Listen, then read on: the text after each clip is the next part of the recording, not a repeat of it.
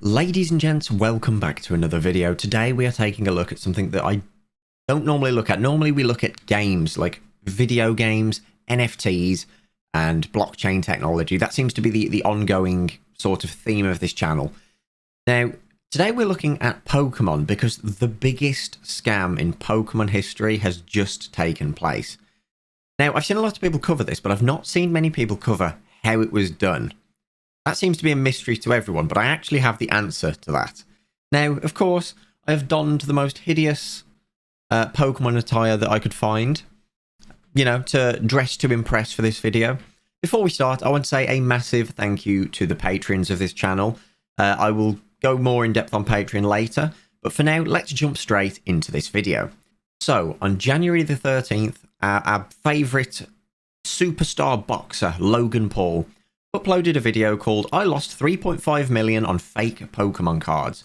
So this came about because Logan Paul did in fact purchase a unopened case of booster boxes. To get you up to speed on this, for some reason collectors like to buy unopened products, and this goes as far back as to the boxes that will arrive at a store, like a trading card store, that then contain, you'll all remember the Pokemon card boxes that you'd see on the shelves where they'd fold up the back and you could just take the packs out of it. So a case of cards is 6 boxes that would arrive in a cardboard box at the store. For some reason, the collecting scene have got kind of enticed by the idea of owning a case of booster boxes. Don't know why. It is literally a cardboard box. But Logan Paul bought one of these for 3.5 million off a friend who I don't think is going to be his friend for much longer, based on the events that they're about to follow. And it was graded. Now, companies will grade cards based on their rarity, their production value, how well they were cut, how well centered things are, how rough the edges are. Basically things that aren't even in the end user's control. It's not how much you've used the card, it's how perfectly made it was at the printing press. And depending on the ratings you get from these companies, such as PSA or BBCE, Basketball Card Exchange, the value increases drastically. People put such a high value on their opinion on how well this thing is made or maintained. So he bought this box and it was graded by Basketball Card Exchange. Other YouTubers pointed out that this looked kind of sketchy, that there were inconsistencies in the cardboard box. Now, these people have very valid opinions because they are experts on cardboard boxes. So Logan took it upon himself to fly to Chicago to meet the owner of Basketball Card Exchange as they were going to open this box live with them there. The only reason that this happened, the opening of this box, is because, one, the boxes inside are now more valuable than the entire case together. So if it's real, well, he's not lost anything. But in any other circumstance, it's worth more closed. Very brief description there. I'm sure a lot of you might know about this. If you don't, that's a whole nother story. But this brings us to this video that I originally thought was fake. I thought he might have swapped the box out, opened a fake one just for views. However, the fact that the CEO of Basketball Card Exchange was here kind of changes things up a little. Let's watch a little bit of this. So yeah, we're in Chicago. You see the title of the video. This story's f***ing crazy, and it sucks. And I'm out $3.5 million, so make sure to go get some Prime, because every dollar goes right back into my pocket. A lovely sponsorship just slid in there, which I can't blame him after this video. I'd be trying to sell NFTs at this point, which might be his next move. We don't know. All right, to go. Is it in here? The whole thing is in here. We're sitting in the vicinity of 11 first edition base set Pokemon boxes. This will probably never happen again. So this is a clip from when he bought the booster box off this bald guy called Shiny. I believe it has something to do with the reflection off his head. I'm not sure. But either way, he purchased it for, I believe, 2.8 million, and it's now worth 3.5. So, you know, big gains there if this is real. First edition base set Pokemon boxes. This will probably never happen again. And just to clarify, at this moment in time, this is the only known existing sealed booster box case the first edition Pokemon cards. This is a big deal. This is the only one known to man in this ethereal plane. So it's worth a lot of money, naturally. He released this photo to Twitter. Just dropped 3.5 million on the sealed and authenticated box of first edition Pokemon cards. This was the most anybody had ever spent on Pokemon cards ever. Yeah, that's true. This was the biggest transaction of money for Pokemon cards ever. Bar none. To tell you why I don't trust the case, the contents, or the authentication. There's enough sketchy stuff going on about the origin of this box. Yeah, the Pokemon community basically dug into the images of this box as clearly as they could, and they said there were a lot of red flags. And this is what led to Logan Paul deciding to open this. Logan Paul may have spent the 3.5 million on fake Pokemon cards. This news has now reached Logan Paul, and it seems like he's taking this very seriously. He's going to fly to Chicago and sit down with BBCE to verify the validity of this box. Nope. Well, about that, yes. From looking at it, there's nothing suspicious about the outside of the case. Quick context, this is Matt. He's one of the biggest sports card collectors in the world, and he bought the Pokemon case for 2.7 million. He then sold it to me for 3.5 million, but he's become a close friend, and I could trust that he'd refund me if things went wrong. So yeah, because of the recent market of people wanting to own booster boxes instead of cases, the value of this case exponentially increases. Don't ask me why. For some strange reason, people would rather have a visual Pokemon memorabilia than, I don't know, a brown cardboard box. That seems to be the new trend now. I guess that makes sense. But let's see how this unfolds. Legitimately, verifiably, 100% the only sealed case in the world that is 100% real. You're from BBC? Yes, I'm the owner. Yep. You're the owner of BBC, Yep. and you authenticated this? Yes. Me and Michael are going to go over when it came to my office that day. This guy is the owner of the company, and he's shitting bricks. And rightfully so, because I believe he caught wind of these accusations that things didn't add up. So naturally, he's incredibly nervous about what's about to take place. But here's the thing. He has made the effort to come and meet them, meaning he knows that a lot of credibility rides on what's about to happen. Like, if this is fake, their entire company, like the validity of everything they've ever done and graded is brought into question. What I looked for. And then we're going to speak back and forth about why we like the seals. If it's good, it's worth a lot more than the 3.5 now. In this case, I hope it's real. Back in March of this year. I'm not really a fan of Logan Paul, but like I feel his pain with this one. Although you do have to be a bit of a moron to buy a brown cardboard box, because at this point, this is the thing that confuses me. This is like Schrodinger's box. The box has value because it is sealed and because of the contents that may possibly be inside of it. But if you open it and it did have that contents, back a few years ago, it would have halved the value of the thing you bought if it was real. But if it's fake, you've opened this $1 million product and it's now worth literally nothing. It's not even worth the cardboard that was used to make it.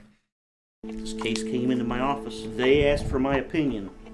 If the outside of this case had been tampered with, played with, reproduced in any way. You could see in this piece of seal that was put on there by Wizards of the Coast that this tape is aged onto this case. This label too, the same embedded lines of the cardboard from age are in that label. There's no evidence of tampering. One edge. See, I feel bad for this guy because he's been asked to verify that a box essentially is a box. Like, I don't envy this guy's job. People want him to confirm that a box is a legitimate box, which is just absolutely wild. Don't envy this guy at all. Feel really bad for him, by the way.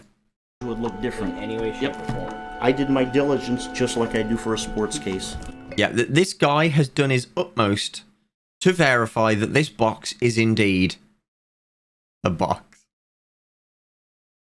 I honestly, I don't think I need to say anything on that. Like, you guys understand why this is ridiculous, but still, Not a job that I envy.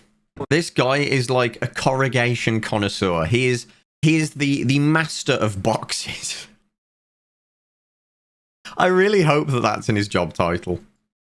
No, starting early. I mean, come on, guys. I ain't gonna be sober for this.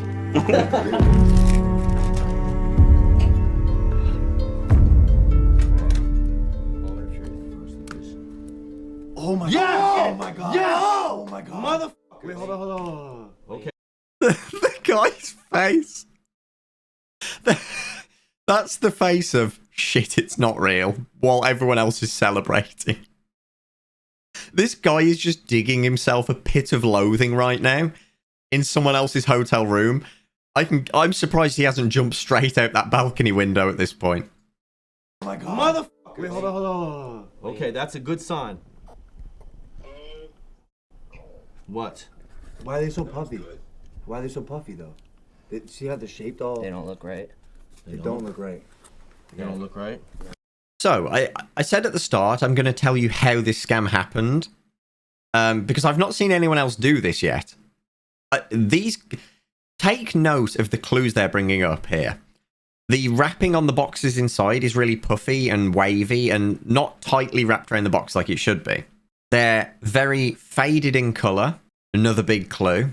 At this point, if you think you know how they did this, leave a comment. But I will tell you after the whole thing's been revealed.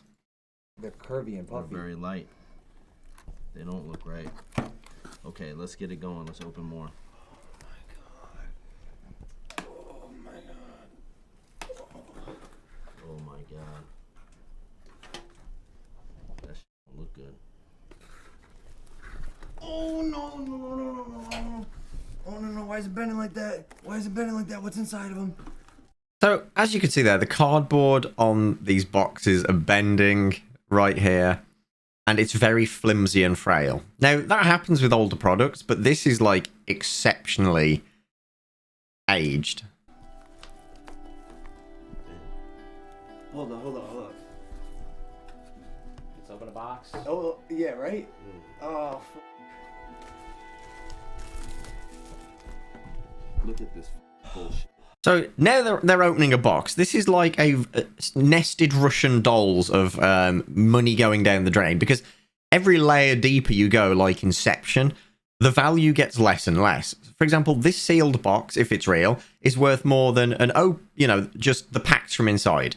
And then if you open the pack, depending on what's inside, that's worth less than the pack that was sealed. At this point, they're just digging a hole of financial loss. Why doesn't this one say first edition on it? Oh no. Yeah. No, That's not like this. Not like this. Damn.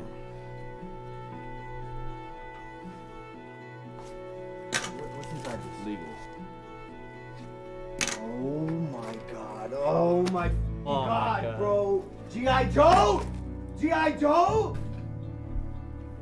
I know I shouldn't be laughing. People have lost money to a scam. But the fact that they didn't even put, like, some old kind of useless, worthless Pokemon cards in there, or new ones even that are worth less, and they put G.I. Joe trading cards in there, that for me is the ultimate flex. G.I. Joe! It could have been anything else!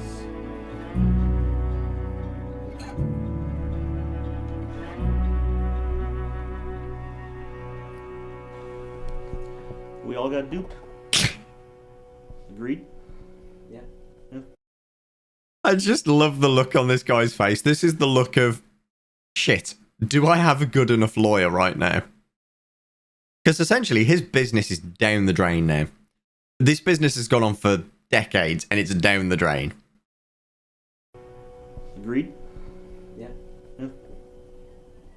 This is the biggest fraud in the entire history of Pokemon.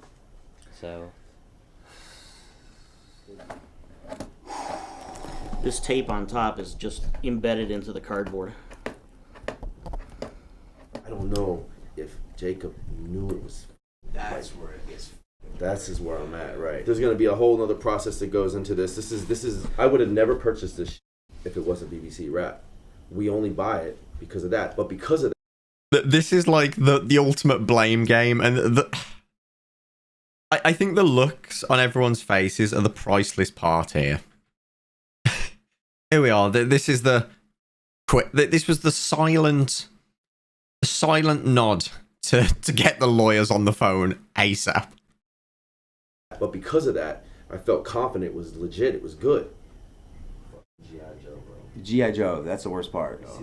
That's the worst part, G.I. Joe. Not the fact you spent $3.5 million on G.I. Joe. G.I. Joe is the worst part of this. Now, some people have called into question whether these are really people from BBCE, Basketball Card Exchange. And here's a quick Twitter post from them. So this is legitimately them. This is legitimately them basically digging their own grave. In March 2021, we were asked to provide our good faith opinion and verify that the Pokemon case had not been previously opened or tampered with. We evaluated it, and in our opinion, the case was in its original state. This past Saturday, we opened the case to verify our opinion, and were extremely disappointed to learn it was inauthentic. We have authenticated tens of thousands of sealed card products for nearly 20 years, and have meticulously developed a structure and framework to provide our expert opinion.